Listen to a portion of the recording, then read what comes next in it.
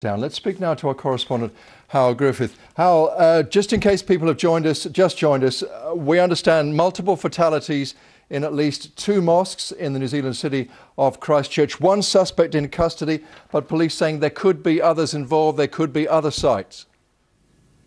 Yeah, and we're starting to learn a little more about the one person in custody. We're seeing images taken near high school in Christchurch where we believe that one person who's been arrested was apprehended.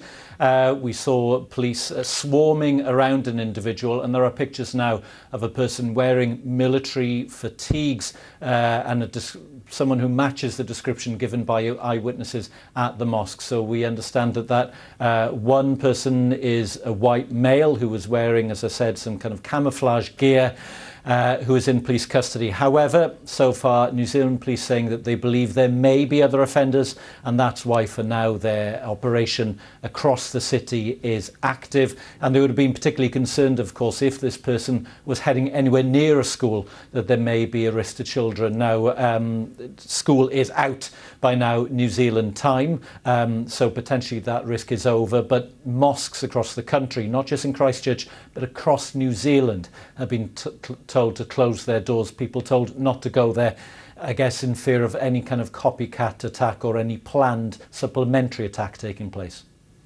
As we were saying, difficult enough for parents desperate to pick up their children who simply can't because the schools are in lockdown, but also this happened to be a day when there were climate change rallies, lots of kids out in open spaces in Christchurch, in Wellington, at climate change rallies.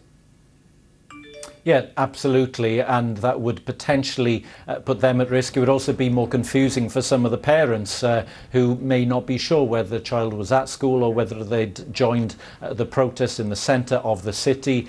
There will be a lot of people anxious at the moment, but the biggest concern will be amongst those who knew that they had friends or relatives visiting one of those two mosques in the centre of the city. That is an area still in lockdown. The paramedics have been there. They've also been transferring dozens of people over to Christchurch's hospital, where all other operations and treatments have been cancelled in order to cope with the sheer volume of injured people being brought in.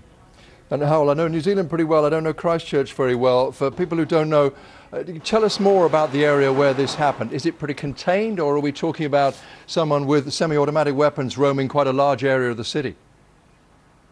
It is quite peaceful central area of the city near the Botanic Gardens, and the two mosques are relatively close by to each other, potentially within walking distance, certainly a short drive from one to the other.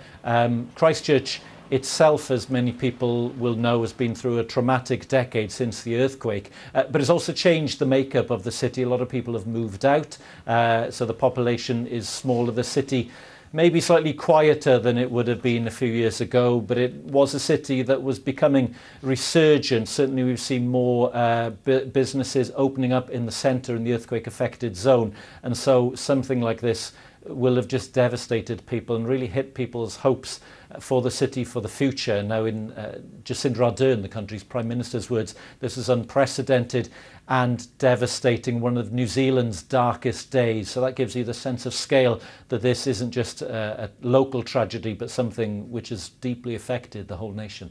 And obvious questions, Howell, about the motive behind this. There has been, I know, this footage posted online, which may or may not be footage from a head cam warned by the government. Too horrible, we felt, to go anywhere near transmitting. But also this manifesto, pretty much a kind of right-wing global racist rant. Yes, and linking not just to events within New Zealand, but across the world. One mention of Anders Breivik and the massacre which occurred in Europe a few years ago. So if indeed this is the shooter, they would have been motivated by racial hate against Muslims and talking about Muslims need to withdraw from New Zealand and other predominantly Christian countries. Now, as you said, that footage has been shared online. There is a suggestion, unverified at the moment, that parts of the shooting may even have been streamed live using some kind of head cam or GoPro camera. That cannot be verified at the moment, and certainly the images that have been shared are far too graphic and upsetting to be broadcast. But one suggestion is that this person came armed indeed with several guns, and that on those guns were messages written in white paint.